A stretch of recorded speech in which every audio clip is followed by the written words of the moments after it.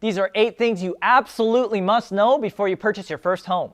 So you want to buy your first home, eh? Whoa, whoa, whoa, whoa. Slow down there, lassie. Rein it in. Don't do anything until you watch this video first. Number 1, don't leave anything to guesswork. It's always smart to reach out to a lender first, even if you're not ready to buy a home, to figure out exactly what you need to do in your specific situation to be able to qualify for that first loan. It may be needing to pay down some of your debts, it may be needing to get your credit score higher or to up your income. Whatever it is, no matter what stage you're at in your home buying process, your first point of contact needs to be your lender. Number 2, understand exactly what you need out of your first home. Now keep in mind, your first home doesn't have to be your forever home. Figure out what your exact situation in life is now and find a home that's best tailored to your needs today.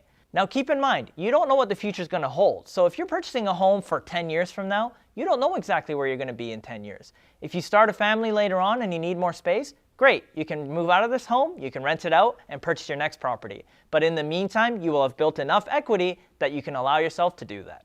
Number 3, interview a few agents that have expertise in your exact area and needs. A lot of people make the mistake of just picking the agent that was referred to them by a friend or a family member, or finding an agent online just because they had a home in whatever area you were looking in. However, not all agents have the same expertise or connections in a specific area. You want to be able to interview agents that have experience and are actually working in the areas that you're looking in. The advantage to that is that you're going to find a lot of homes that are off market, and they're going to have connections to other agents who have homes on the market. That can go a long way in negotiating your home. When you're interviewing agents, make sure to ask them to provide you a body of work of the homes that they've actually sold in the area. Number 4, make sure you're looking at the monthly payments when you're looking at options, not just the price of the home. Remember, you're going to commit to paying off this mortgage for the next 30 years if you don't sell it, and you need to make sure that you're comfortable with those monthly payments. A lot of people make the mistake of just looking at the price of home that they're pre-approved for by their lender. So if the lender says you can buy a home for $900,000, you start looking at homes for $900,000. But you're not actually keeping in mind how much that home is going to cost you every single month after taxes, insurance, and your mortgage payments. It's really critical that you have in mind what your monthly payments are going to be and that it fits into your budget today, not what you think your income might be 5 years from now. Number 5, before you fall in love with a home, find out exactly which neighborhoods suit you best. If the area of the house that you like isn't suitable for you, you're going to want to move out as quick as you can, and that's when you're going to lose money on the home. I would also make sure that if you were to one day move out and you couldn't sell the property, that rents are high enough to pay off that mortgage. Number 6, don't be afraid to purchase a fixer-upper. When you purchase a brand new home, you're purchasing it at the height of its value. But when you buy a fixer-upper that you can actually add some value to, you're putting in some sweat equity that is going to make you a lot of money. The most important thing to keep in mind here is to get a really good inspector during the escrow process that can take a look at the structure of the home.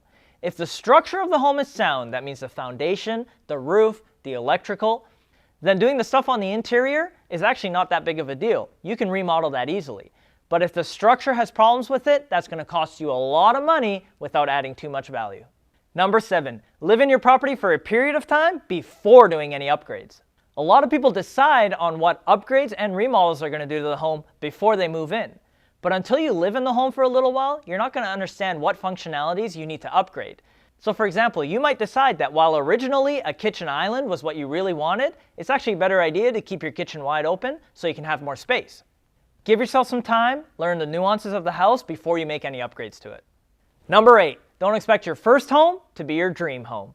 A lot of people fall into the trap of renting for 5 years while they wait for the perfect home to fall into their laps.